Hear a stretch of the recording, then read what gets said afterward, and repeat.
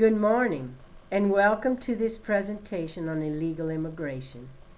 Three topics will be briefly discussed today, which have an impact on all Americans and predominantly pertain to the illegal infiltration at the U.S.-Mexico border.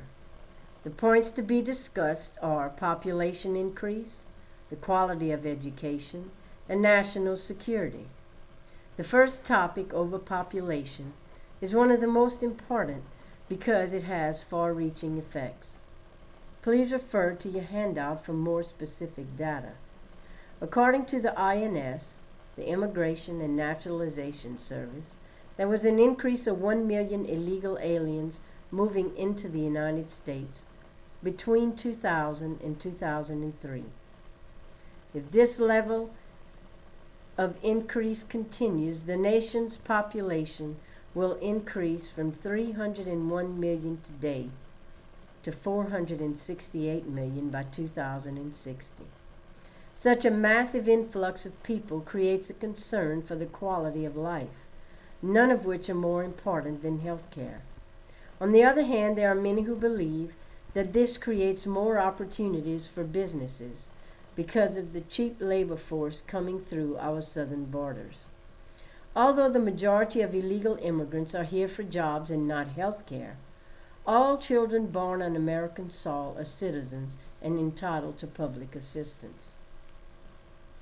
Amnesty could be a solution, but allowing legalization could increase the fiscal deficit from $10 billion a year to $28 billion, and low income levels would produce modest level tax payments.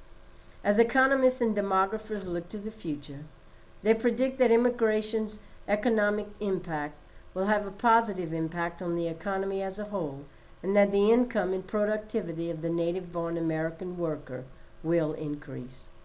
Unfortunately, the economy offers little opportunity for those with little or no education, which brings me to the next point of reflection: education. Again, I will ask that you refer to your handout for more information. We already know that all children born in America of illegal immigrants are citizens and are entitled to public education. There are, however, many other children who are brought into the country by their parents. To address this situation, Congress has introduced the DREAM Act, which is the Development, Relief, and Education for Alien Minors Act. This allows young immigrants an education, including completion of a 2-year college program and also the ability to serve in the U.S. military. The DREAM Act program encompasses 6 years, after which an illegal immigrant may be granted permanent residence.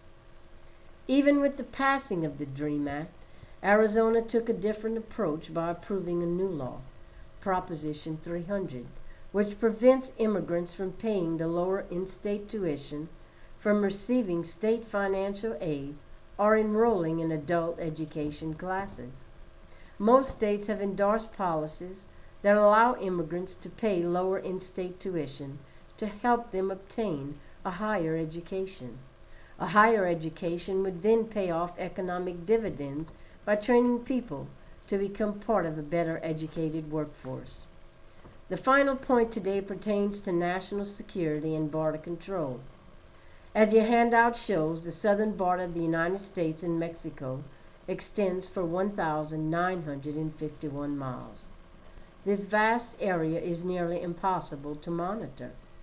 Army personnel have been called upon to prevent illegal crossings and drug smuggling using military infrared devices and helicopters. Today, there are 11,000 U.S.-Mexico Border Control officers. The construction of a 2,000-mile triple-layer border fence was proposed, but due to cost, logistics, and opposition, it has been postponed. It is estimated that this fence would reduce illegal crossings by 90%. The Canadian border is as much of a concern in respect to national security and drug smuggling. It extends 5,222 miles and is manned by only 1,000 law enforcement officers, none of which are military.